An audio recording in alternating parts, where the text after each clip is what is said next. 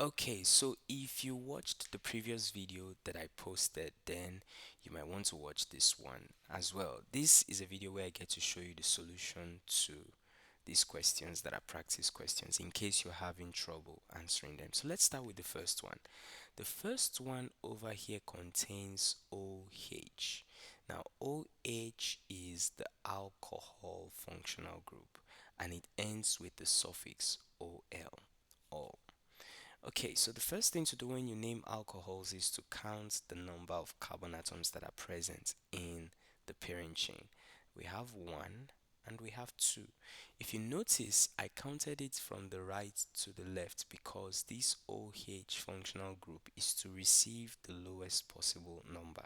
If I had counted from the right to the left, this would have been number two, and we don't want that. So two carbon atoms gives me the parent name ethane. Now, since it's an alcohol, I replace the E with the suffix OL, so the final name becomes ethanol.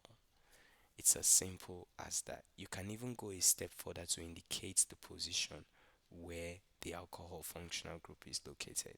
Ethan 1 or let me write that again.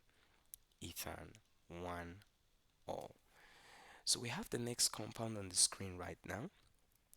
The next compound on the screen has three carbon atoms. But first thing we want to do is, where is the functional group and what is the functional group? If you check over here, you'll see CO. CO is the functional group that belongs to the organic compounds called ketones. Now, ketones usually use the suffix ONE, pronounced as on. So when you want to name them, you count the number of carbon atoms that are present in the parent chain, one, two, three, and then you count it in such a way that the functional group gets the lowest possible number. Now here is what I mean. If I count from the left to the right, the functional group is located on carbon number 2. If I count from the right to the left, this becomes 1, 2, and 3. The carbon compound carrying the functional group will still be located on carbon number 2. So we have three carbon atoms, which gives us the parent name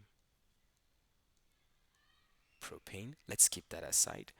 Now, the carbon compound carrying the functional group is located on carbon number 2, so that becomes 2-one. So let's combine everything together. The final name becomes propan 2-one. Remember, we replace this E with the suffix 2-one. So I'm sure you got value for that. If you did, please do well to like, share, and subscribe. And I'm looking forward to seeing you in the next one, which is the priority order in naming organic compounds. See you there.